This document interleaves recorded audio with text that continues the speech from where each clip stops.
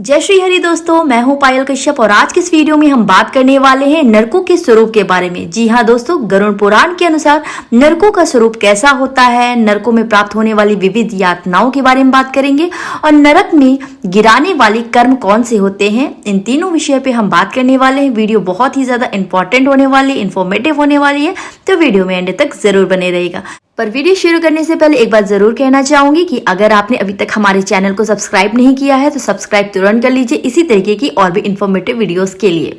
तो चलिए वीडियो को शुरू करते हैं। तो दोस्तों, गरुड़ पुराण के अनुसार भगवान विष्णु स्वयं गरुड़ जी को नरक के स्वरूप के बारे में विस्तार से वर्णन करते हुए कहते हैं, हे पक्षीराज, रौरव नरक अन्य सभी की अपेक्षा प्रधान है। झूठी गवाही देने वाला और झूठ बोलने वाला व्यक्ति रौरव नरक में जाता है। इसका विस्तार 2000 योजन है।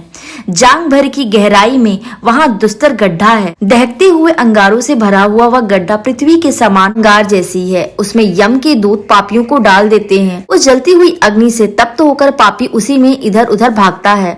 उसके पैर में छाले पड़ जाते हैं जो फूट फूट कर बहने लगते हैं। रात दिन वह पापी वहाँ पैर उठा उठा कर चलता है। इस प्रकार वह जब 1000 योजन उस नरक का विस्तार पार कर लेता है तब उसे पाप की शुद्धि के लिए उसी प्रकार के दूसरे नरक में भेजा जाता है। हे पक्षिन, इस प्रकार मैंने तुम्हें रौरव नामक प्रथम नरक की बात बता दी। अब तुम महारौरव नामक नरक की बात सुनो। यह नरक 5000 योजन में फैला हुआ है। वहाँ की भूमि तांबे के समान वर्ण वाली है। उसके नीचे अग्नि जलती रहती है। यमदूत पापी व्यक्ति के हाथ पर बांधकर उसे उसी पर लुढ़का देते हैं और वह लुढ़कता हुआ उसमें चलता है। मार्ग में कौवा, बगुला, भेड़िया, उल्लूक, मच्छर, बिच्छू आदि जीव जंतु क्रोधातुर होकर उसे खाने के लिए तत्पर रहते हैं। वह उस जलती हुई भूमि एवं भयंकर जीव जंतुओं के आक्रमण से इतना संतप्त हो जाता है कि उसकी बुद्धि ही भ्रष्ट हो जाती है। वह घबराकर चिल्लाने लगता है। उसको वहाँ कहीं पर भी शांति नहीं प्राप्त होती। इस प्रकार उस नरक लोक के कष्ट को भोगते हुए पापी के जब हजारों वर्ष बीत जाते हैं तब कहीं जाकर मुक्ति प्राप्त होती है। इस प्रकार उस तम साम्रात नरक में मनुष्य को बहुत से कष्ट झेलने पड़ते हैं। इसके बाद जो नरक है उसका नाम अति शीत है। वह स्वभावतः अत्यंत शीतल है। महारौरव नरक के समान ही इसका भी विस्तार बहुत लंबा है। वह गहन अंधकार से व्याप्त रहता है। असह कष्ट देने वाले यमदूतों के द्वारा पापी जन लाकर यहाँ बांध दिए जाते हैं। अतः वे एक दूसरे का आलिंगन करके वहाँ की भयंकर ठंडक से बचने का प्रयास करते हैं।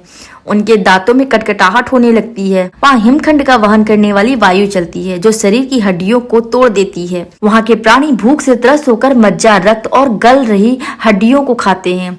हे पक्षी श्रेष्ठ, जो व्यक्ति अन्याय असंख्य पाप करता है वह इस नरक के अतिरिक्त निकृंतन नाम के नरक में जाता है। हे खगेंद्र, वहाँ कई सारे चक्र चलते रहते हैं जिसके ऊपर पापी जनों को खड़ा करके यम के अनुचरों के द्वारा उनके शरीर को पैर से लेकर शिरोभाग तक छेदा जाता है। फिर भी उनके प्राणों का अंत नहीं होता। इसमें शरीर के सैकड़ों भाग टूट टूट कर छिन्न भिन्न हो जाते हैं और पुनः इकट्ठे हो जाते हैं। इस प्रकार यमदूत पाप कर्मियों को वहाँ हजारों वर्ष तक चक्कर लगवाते रहते हैं। इसके अलावा अप्रतिष्ठ नाम का एक अन्य नरक भी है। वहाँ जाने वाले प्राणी असह दुख भोगते हैं। वहाँ पाप कर्मियों के दुख के हेतु भूत चक्र और रहट लगे रहते हैं। जब तक हजारों वर्ष पूरे नहीं हो जाते हैं वह रुकता नहीं है। वे जल के घट की भांति उस पर घूमते रहते हैं। पुनः रक्त का वमन करते हुए उनकी आंतें मुख की ओर से बाहर आ जाती हैं और नेत्र आंतों में घुस जाती है। प्राणियों को वहाँ जो दुख प्राप्त होते हैं वे बड़े ही कष्टकारी होते हैं। हे गरुण, अब 80 पत्र वन नाम के दूसरे नरक के विषय में सुनो। यह नरक 1000 योजन में फैला हुआ है। इसकी संपूर्ण भूमि अग्नि से व्याप्त होने के कारण लगातार जलती रहती है। इस भयंकर नरक में 7 सूर्य अपनी सहस्त्र रश्मियों के साथ सदैव तपते रहते हैं, जिनके संताप से वहाँ के पापी हर क्षण जलते ही रहते हैं। इसी नरक के मध्य में 1/4 भाग में शीत स्निग्ध पत्र नाम का एक वन है। हे पक्षी श्रेष्ठ, उसमें वृक्षों से टूटकर गिरे हुए फल और पत्तों की ढेर लगे रहते हैं। मांसाहारी बलवान कुत्ते उसमें विचरण करते रहते हैं। वे बड़े बड़े मुख वाले, बड़े बड़े दांतों वाले और व्याघ्र की तरह महाबलवान होते हैं। अत्यंत शीत एवं छाया के व्याप्त उस नरक को देखकर भूख प्यासे पीड़ित प्राणी दुखी होकर करुण क्रंद करते हुए वहां जाते हैं। अत्यंत शीतल वायु बहने लगती है जिसके कारण उन पापियों के ऊपर तलवार के समान तीक्ष्ण धार वाले पत्ते गिरते हैं। जलते हुए अग्नि समूह से युक्त भूमि में पापी जन छिन्न भिन्न होकर गिरते हैं।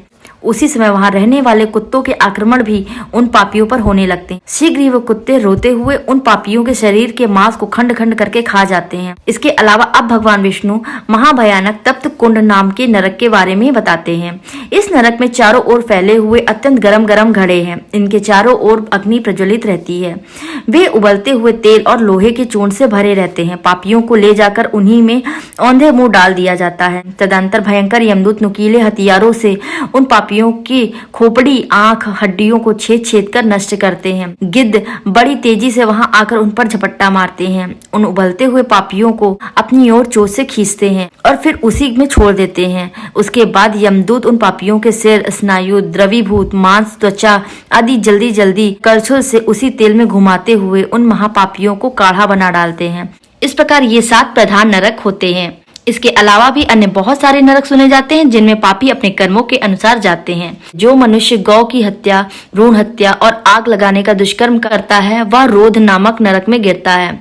जो ब्रह्मघाती, मद्यपी, सोने की चोरी करता है वह सूकर नामक नरक में गिरता है। क्षत्रिय और वैश्य की हत्या करने वाला ताल नामक नरक में जाता है। जो मनुष्य ब्रह्म हत्या एवं गुरु पत्नी तथा बहन के साथ सहवास करने की दुष्ट चेष्टा करता है वह तप्त कुंभ नामक नरक में जाकर गिरता है। जो असत्य संभाषण करने वाले राजपुरुष हैं उनको भी उक्त नरक की ही प्राप्ति होती है। जो व्यक्ति कन्या या पुत्र वधू के साथ सहवास करने वाला अंत में महाज्वाल नामक नरक का वासी होता है। जो गुरु का अपमान करता है, शब्द बाण से उन पर प्रहार करता है तथा अगम्य स्त्री के साथ मैथुन करता है वह सबल नामक नरक में जाता है। जो मदिरा मांस पदार्थों का विक्रेता है वह पूय वह नामक घोर नरक में जाता है। जो बिल्ली, सुअर, पक्षी, मृग, भेड़ को बांधता है वह भी उसी नरक में जाता है। जो विष दाता है, जो शोम विक्रेता है, जो मद्यपी है, जो मांस भोजी है तथा जो पशु हंता है वह व्यक्ति रुधिरांध नामक नरक में जाता है। ऐसा विद्वानों का अभिमत है।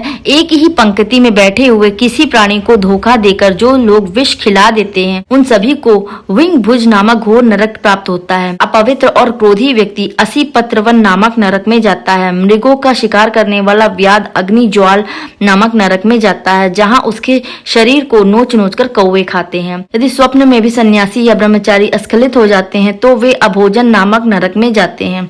ऐसे नरकों की यातनाएं सहने में एक दिन 100 वर्ष के समान लगते हैं। सभी नरकों से भोग भोगने के बाद पापी तिर्यक योनि में जाता है। तत्पश्चात उसको कृमि, कीट, पतंग, खुर वाले गधे की योनि प्राप्त होती है। तदंतर मनुष्य जंगली हाथी आदि की योनियों में जाकर गौ की योनि में पहुंचता है। इसके अतिरिक्त भी बहुत सी पापचार योनियां भी हैं जिनमें जीवात्मा को कष्ट भोगना पड़ता है। उन सभी योनियों को पार कर प्राणी मनुष्य योनि में आता है और कुबड़ा, वामन, चंडाल, पुलकश नर योनि में जाता है। इसके अलावा अवशिष्ट पाप पुण्य से समन्वित जीव बार बार गर्भ में जाता है और मृत्यु को प्राप्त होता है। उन सभी पापों को समाप्त हो जाने के बाद प्राणी को शूद्र, वैश्य, क्षत्रिय आदि आरोहणी योनि प्राप्त होती है। इसके अलावा हे गरुण, यम द्वारा निर्दिष्ट योनि में पुण्य गति प्राप्त करने पर जो प्राणी सफल हो जाते हैं वे सुंदर सुंदर चमचमाते हुए विमान में स्वर्ग लोक को जाते हैं। पुण्य समाप्ति के पश्चात जब वे वहां से पुनः पृथ्वी पर आते हैं तो राजा महात्माओं के घर में जन्म लेकर के अपना जीवन यापन करते हैं। समस्त भोगों को प्राप्त करके पुनः स्वर्ग को प्राप्त करते हैं, अन्यथा पहले के समान